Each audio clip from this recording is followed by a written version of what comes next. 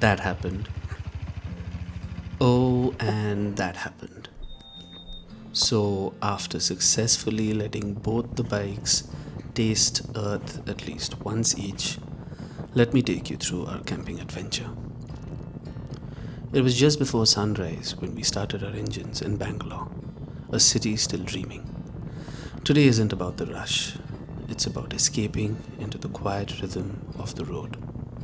Our journey begins from Bangalore and we're riding on the Tumkur road through Nelamangala, the historical gateway connecting Bangalore with the coastal regions.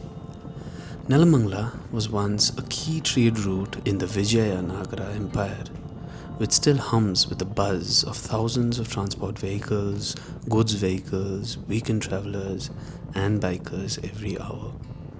Cruising onward, we entered Channarayapatna, a quiet town steeped in Jain heritage. Just 20 minutes from Channarayapatna lies Shravanabelagola, home to the majestic statue of Lord Bahubali, also known as the Bahubali Bhagwan and also known as the Jain deity Gomateshwara. We'll do a trip here sometime for another YouTube video. But a quick introduction to Shravanabelagola would be to tell you that it hosts the enormous Bahubali statue, which is a 57-foot monolithic statue carved from a single block of granite, standing tall since the 10th century. It's a sentinel of peace and meditation through the ages. Passing through Hassan feels like stepping into the glory days of the Hoysala Empire. Renowned for architectural wonders like Belur and Halebidu, Hassan's landscape is painted with historical tales of royal patronage, temples, and artistic excellence. Again, a must visit exclusively to hear these stories and experience some of these places.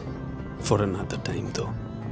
The plan for this adventure is to camp in Sakleshpur. The road is getting narrow from the highways that we were in and is turning into these air-cooled trails surrounded by lush greenery on all sides. Any place around here could be a campsite on its own. Sakleshpur itself is nestled within the UNESCO-listed Western Ghats, famous for lush coffee plantations. The coffee planted here centuries ago by the legendary Baba Budan, a 17th century Sufi who secretly brought coffee beans from Yemen to India, and that was the beginning of a coffee legacy for Karnataka. Another amazing story, but for another time.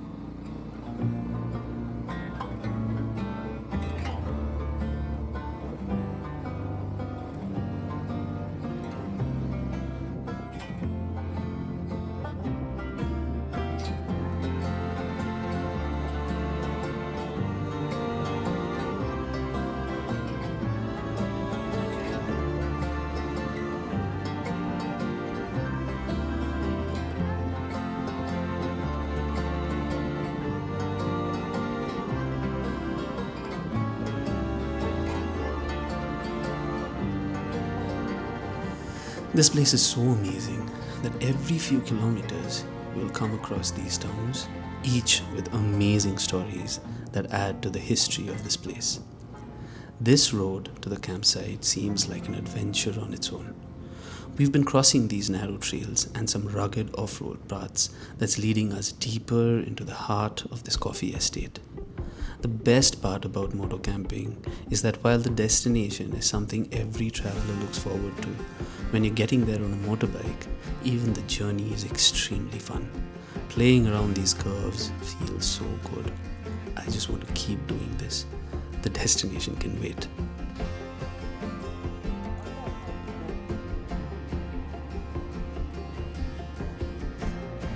Of course, no adventure is complete without a bit of misadventure. We have lost our way because none of our phones have any network, and I hope that we are not circling the same paths again and again.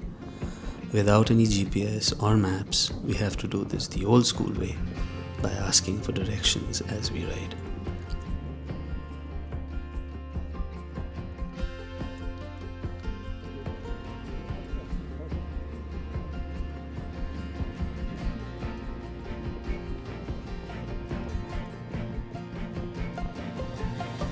And this phone is really difficult to use with these gloves.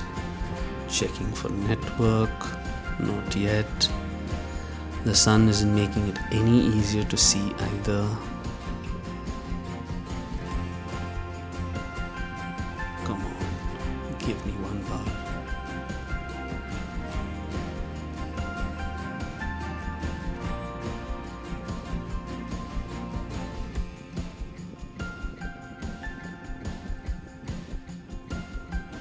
Oh yes, I see a bar. Yes, we have maps again. And we seem to be on the right road. Let's go. So with some local kindness and some not too serious confusion, we are reaching our home for the night. Yes, up the hill, and we need to take a right in here. Yes.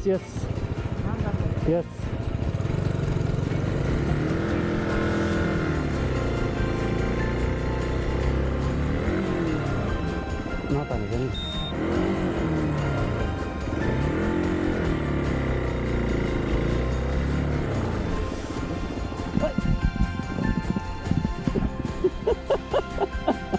Like you? Of course I dropped her. I have to drop her once every ride for good luck.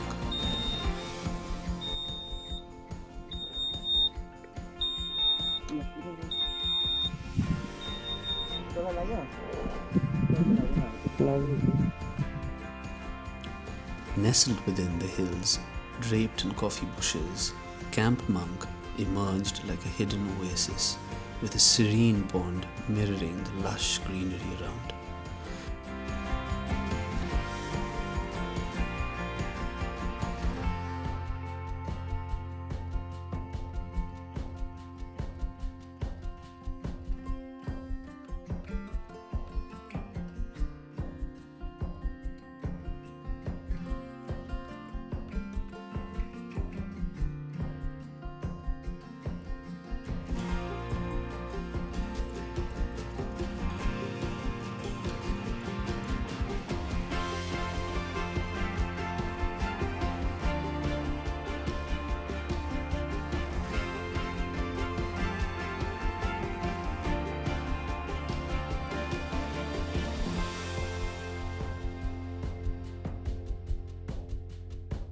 We set up our tents and then we went out exploring the property.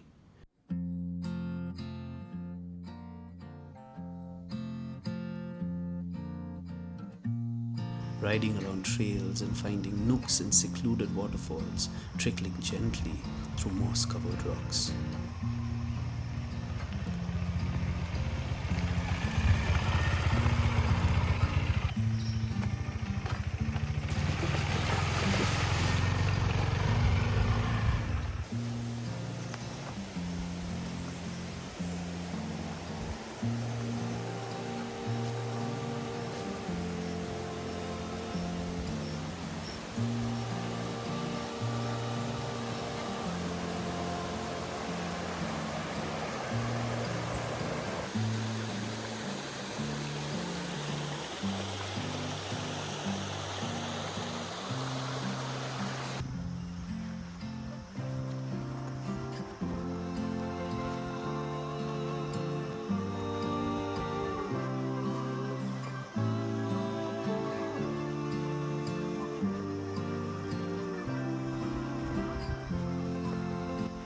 Wooden bridges arching over playful streams, and forest trails that seemed untouched by time.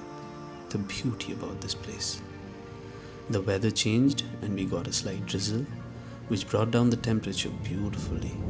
I don't think we could ask for things to be any more perfect.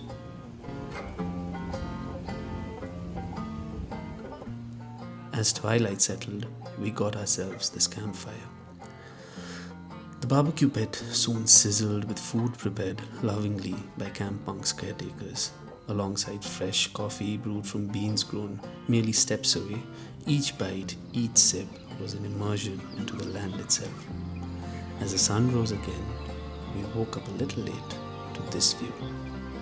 Camp Monk has surprised us. Despite its remote beauty, the facilities were impeccably clean and the food was exceptional. Comfort, we learned, doesn't compromise adventure, it complements it. We said our thank yous and goodbyes and started our way back. Of course, enjoying some more beautiful roads on the way. As we rode back, just 250 kilometers back to Bangalore, this trip reminded us of why we ride: freedom, history, friendship, and the open road.